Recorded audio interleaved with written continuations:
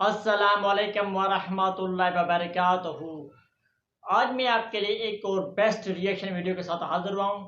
Engineer محمد علی مرزا کا بہترین بیان، کیا گھوڑا حلال ہے یا حرام ہے؟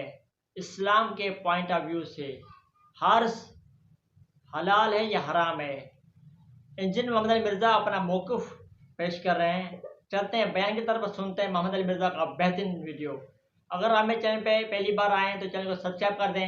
ایسی ویڈیو پاکستان، انڈیا اور بنگلہ دیش کی حنفی عوام میں یہ مشہور ہے کہ گھوڑا کھانا مکروہ ہے، یہ تو خیر پتہ ہی ہے، جبکہ دوسری طرف ترکی میں حنفی لوگ گھوڑے کا گوشت اور کباب بڑے شوق سے کھاتے ہیں۔ یہ تو ٹھیک ہے بات، مجھے یہ پتہ صحیح ہے بات؟ جی جی، میرے دونوں میں آفس اتنا کے کئی لوگ ترکی میں گئے ہیں، انہوں نے کھا دونوں کے میں اتنا فرق کیوں ہے؟ یہ سوال کسی بھائی نے پوچھا ہے۔ ہاں، فرق اس لیے ہے کہ جو کہانیاں ہوتی ہیں نا وہ ہر علاقے کی اپنی ہوتی ہیں۔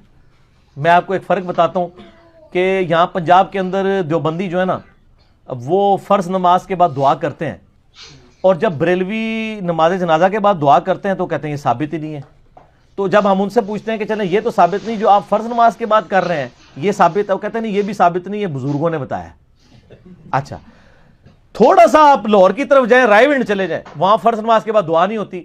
ہم کہتے ہیں یہاں آگے بزرگ چینج ہو گئے ہیں۔ رائے ونڈ کے جو دیوبندی ہیں وہ فرض نماز کے بعد اجتماعی دعا نہیں کرتے، سنت اذکار کرتے ہیں۔ تو سر جو بدعت ہوتی ہے نا وہ ہر جگہ کی ڈیفرنٹ ہوتی ہے، سنت پوری دنیا میں ایک ہی ہوتی ہے۔ تو جس طرح ہر علاقے کی کہانی ڈیفرنٹ ہے نا، تو یہ گھوڑے والی کہانی سب کانٹیننٹ کی ڈیفرنٹ ہے۔ ادھر تو خیر ہر چیز ہی ڈیفرنٹ ہے، ادھر کا سنی بھی ڈیفرنٹ، ادھر کا شیعہ بھی ڈیفرنٹ، ٹھیک ہے۔ یہ سب کانٹیننٹ کی کہانی ہے۔ ٹرکی کے اندر سر جو ہے نا وہ باقاعدہ آپ کو پتا میجورٹی تو حنفی ہیں سارے ہی آلموسٹ، اور وہاں پہ ہوٹلوں میں یعنی گھوڑے پکتے ہیں، گھوڑے کے کباب پکتے ہیں، اور آپ کو کڑھائی بھی گھوڑے کی ملتی ہے، بریانی بھی مل جائے گی، بڑے شوق سے کھاتے ہیں۔ بلکہ وہ میں آپ کو بتاؤں، میرے آفس کے کلیگ ہیں وہ آفیشیل ٹور پہ نا ٹرکی گئے ہوئے تھے، تو وہ کہنے لگے کہ جی ہمارے سامنے نا لا کے انہوں نے نا یعنی کباب رکھے، ظاہر ہے وہاں مسلمان ہیں، مسلمان کے پاس جب آپ گئے ہیں تو وہ حلال ہی رکھیں گے۔ کہتا ہم نے کھائے، بڑے ٹیسٹی یعنی نا کباب تھے نا وہ۔ اچھا، تو ہم نے کھانے کے بعد نا اینڈ پہ پوچھا کہ یہ کباب کس گوشت کے تھے، چھوٹا تھا بڑا تھا کیا ہے، بڑا ٹیسٹی ہے۔ تو وہ اب کہتے ہیں کہ وہ نا جو ویٹر سے پوچھا نا تو اس کو تو نہیں سمجھ آتی تھی، جو اردو تو نہیں آنی یا انگلش بھی نہیں، ان کو ٹرکش وہ بولتے ہیں نا، یورپ میں یہ ہے، فرینچ جو ہیں وہ اپنی فرینچ لینگویج بولتے ہیں، جرمن جو ہے جرمنی بولتے ہیں۔ کہتا ہے جی ہم نے اس کو اشارہ کیا یہ کس کا ہے، تو وہ نا بار بار جو ہے نا وہ اشارہ کرے ٹاؤں ٹاؤں ٹاؤں ٹاؤں ٹاؤں ٹاؤں ٹاؤں ٹاؤں، وہ کہتے ہیں یار یہ ٹاؤں ٹاؤں ٹاؤں کیا چیز ہے۔ تو وہ نا پریشان ہو گئے کہ یار یہ کوئی کتا ہی رکھوا چڑھا ہے سانو، کہڑی شاید کھوا چڑھی رہے، ٹاؤں ٹاؤں تے کتا ہی کرتا ہے۔ تو وہ پھر جب ان کے ساتھیوں نے بتایا کہ جی یہ گھوڑا ہے، تو وہ بیچارہ وہی اشارہ کر سکتا تھا، ایسے ایسے بھی ساتھ کرتا تھا۔ تو یہ سر ٹاؤں ٹاؤں جو ہے نا اتنے مولویوں نے ٹاؤں ٹاؤں کیتی ہے نا، انہوں نے انہوں نا مکرو اور اس طرح کے نا بکواسات لکھ کے نا امت کو دور کیا ہے اور پھر بلیم لگایا۔ حالانکہ سر بخاری اور مسلم دونوں میں حدیث موجود ہے کہ جابر بن عبداللہ رضی اللہ تعالیٰ عنہ کہتے ہیں کہ نبی صلی اللہ علیہ وآلہ وسلم نے غزوہ خیبر کے موقع پر پالتو گدوں کے گوشت کو حرام فرما دیا اور ہمیں گھوڑوں کا گوشت کھانے کی اجازت دے دی۔ یعنی وہ گدے کا گوشت پہلے بھی کھا رہے تھے، کیونکہ بخاری والے طریق میں آتا ہے کہ ہم غزوہ خیبر کے موقع پر گدے کا گوشت پک کے تیار ہو چکا تھا اور ہنڈیا فائنل ہو چکی تھی، تو ایک نبی علیہ السلام کے منادی نے اعلان کیا کہ یہ حرام ہے، تو وہ ہنڈیا پکی، انہوں نے کہا چلو ہوں کھا لینے بعد تو حرام ہوئے گا۔ یہ تسی کہندے ہو کہ بس جی اے نیت کر لیے داڑھی دی انشاءاللہ رکھنی ہے پوری نیت ہے، انہوں نے کہا ہنے ہی الٹ دی، اور اس حدیث سے پتہ چل گیا کہ یہ حلال ہے۔ البتہ ایک کمزور سی روایت ہے ابو داؤد کے اندر، جس کو خود اس کے کمزور ہونے کے لیے اتنا ہی کافی ہے کہ اسے حنفی بھی کمزور کہتے ہیں، ٹھیک ہے، کہ جی نبی علیہ السلام نے گدوں اور گھوڑوں کے گوشت کھانے سے منع فرمایا ہے۔ خالد بن ولید رضی اللہ عنہ سے روایت ہے، لیکن وہ اتنی جعلی روایت ہے کہ اس کو حنفی بھی جعلی کہتے ہیں، لہذا اس کو پیش کرنے کی ضرورت نہیں ہے۔ اور آپ کو مزے کی بات بتاؤں، طحاوی شریف سنے ہیں تسی؟ بڑا مشہور، شرح معانی الاثار، یہ امام طحاوی رحمہ اللہ تعالیٰ المتوفیٰ 321 ہجری کی حدیث کی ایک کتاب ہے، اور فقہ حنفی بھی ساتھ انہوں نے نا امام حنیفہ کے اقوال بھی لکھے ہوئے ہیں، اور یہ 3 صدی کا مجدد بھی مانتے ہیں حنفیین کو، ہم بھی ان کا ریگارڈ کرتے ہیں، محدث ہیں، اور یہ حدیث کی کتاب ہے شرح معانی الاثار۔ تو بعض اسے معانی الاثار کہتے ہیں، لیکن یہ معانی الاثار ہے، یا وہ ڈائریکٹ الاثار کے ساتھ مل جائے گی۔ تو آلموسٹ کوئی تقریباً 6,500 کے قریب احادیث ہیں. اس میں ساتھ ساتھ حدیث کے کامنٹس میں نا وہ فقہ بھی مرتب کرتے ہیں. پہلے وہ یہی والی روایت لے کے آئے ہیں جو ابو داؤد والی ضعیف روایت ہے کہ گھوڑوں کے گوشت سے منع کیا. پھر ساتھ وہ لکھتے ہیں کہ امام حنیفہ اسی کے تحت جو ہے نا گھوڑے کے گوشت کو صحیح نہیں سمجھتے تھے. لیکن پھر بعد میں نا وہ حدیث لے کے آئے بخاری اور مسلم والی, جابر بن عبداللہ والی. پھر انہوں نے نا تھوڑا چوڑے ہو کے لکھا کہ جی ساڈے تے الزام لاندے اسی صحیح حدیث نو نہیں مندے. دیکھو انہی صحیح احادیث کی بنیاد پر جو ہمارے صاحبین ہیں یعنی امام محمد اور امام ابو یوسف, انہوں نے گھوڑے کے گوشت کے کھانے کی اجازت دی ہے. سر ان کی اجازت کی امت کو ضرورت نہیں ہے, آپ کو ضرورت ہے. ہمارے پاس تو حدیثیں موجود ہیں, تو ان کا اجازت دی ہے. اور یہ اس بات کا ثبوت ہے کہ ہم قیاس اور اجتہاد پہ نہیں چلتے بلکہ متواتر احادیث پہ چلتے ہیں. جب متواتر احادیث موجود ہیں کہ گھوڑے کا گوشت حلال ہے تو ہم اس کے کھانے کے قائل ہیں. یہ جناب تحاوی شریف میں لکھا ہوا ہے جو فقہ حنفی کی واقعی جینون ایک کتاب ہے. جو آپ اکثر پوچھتے ہیں نا جی فقہ حنفی کی ریٹن فارم میں, یہ بعد میں جو ادایا یہ فتاوی علمگیری یہ تو بعد کی پیداوار ہے نا. تحاوی شریف اس وقت لکھی گئی ہے.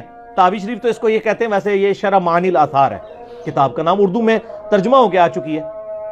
اس کے اندر باقاعدہ ہم انشاءاللہ اس میں جے پی جی بھی اس کا ایڈ کر دیں گے. اس کے اندر باقاعدہ انہوں نے لکھا ہے کہ ہم تو حدیث پہ چل رہے ہیں اور ہم گھوڑے کو حلال سمجھتے ہیں. لیکن سر انہوں نے اپنی پبلک کو کیا کہانی کرائی, وہ کہانی ہے وہ جی دیکھیں جی جو ہے نا وہ جہاد میں اب بزرگوں کی بات بھی رہ جائے, وہ جی جہاد میں گھوڑے استعمال ہوتے تھے. اور یار ادو ہوندے سن, ہن تک بزرگاں دی جیڑی مطلب لکیر پٹدے پیو, ہن کیڑے گھوڑے استعمال ہو رہے ہیں. وہ اس لیے پھر اس وقت انہوں نے کہا کہ حرام تو نہیں مکروہ ہے. سر شریعت میں آپ اپنی طرف سے کوئی چیز انجیکٹ کر ہی نہیں سکتے. مکروہ کہنے کا آپ کو اختیار ہے حلال چیز کو, ولیعوذ باللہ تعالی. قرآن حکیم میں اللہ تبارک و تعالیٰ نے یہ کیٹاگوریکل مینشن کیا ہے کہ مت کہا کرو کہ یہ چیز حرام ہے اور یہ حلال ہے جب تک کہ تمہیں کوئی شرعی دلیل نہ مل جائے. اپنی طرف سے حلال و حرام کے فتوے نہ لگایا کرو. تمہیں کس نے یہ یعنی اجازت دی ہے کہ تم اس قسم کے فتوے لگاؤ؟ تو کہتے ہیں جی وہ اس وقت جہاد میں استعمال ہوتا تھا اس لیے امام حنیفہ نے کہا دیا مکروہ ہے. اب مکروہ کا لفظ ڈال دیا, نہ ہیوں میں نہ شیوں میں, درمیان میں ڈال دیا. کوئی حلال کہے گا تو کہیں گے نہیں مکروہ ہے, اور کہے گا یار اس کو آپ مکروہ کہہ رہے ہو, کہیں گے ہم حرام تو نہیں کہہ رہے نا, مکروہ ہی کہہ رہے ہیں نا. اے کہانی اس پہ میرا ایک کلپ ہے, علماء ماموں کیسے بناتے ہیں. سنجے دت کی تصویر بھی لگی ہوئی ہے ساتھ اس کے, تو آپ کو پتہ چلے گا میں نے ان کی بڑی مثالیں دی ہیں ماموں بنانے کی.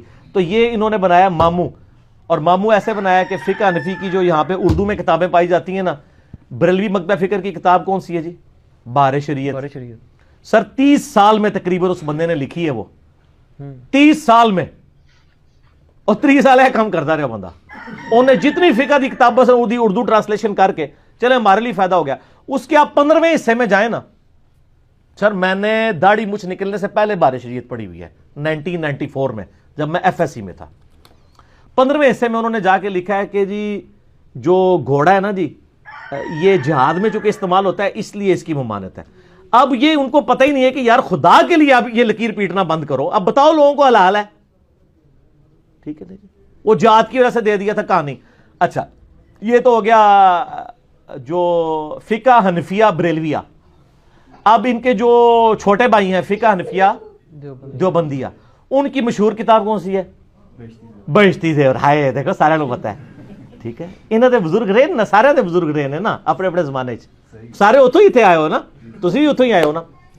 اچھا تو بہشتی زیور کے اندر بھی جو حلال و حرام والا چیپٹر ہے اس میں باقاعدہ انہوں نے لکھا ہے کہ گھوڑے کا گوشت حلال تو ہے لیکن کھانا نہیں چاہیے. دیکھو کہانی, ٹھیک ہے, کڈی کڈی کہانیاں کراندے نے. اور پھر کہندے نے جی علی پھر ساڈے چنگے لاندا ہے.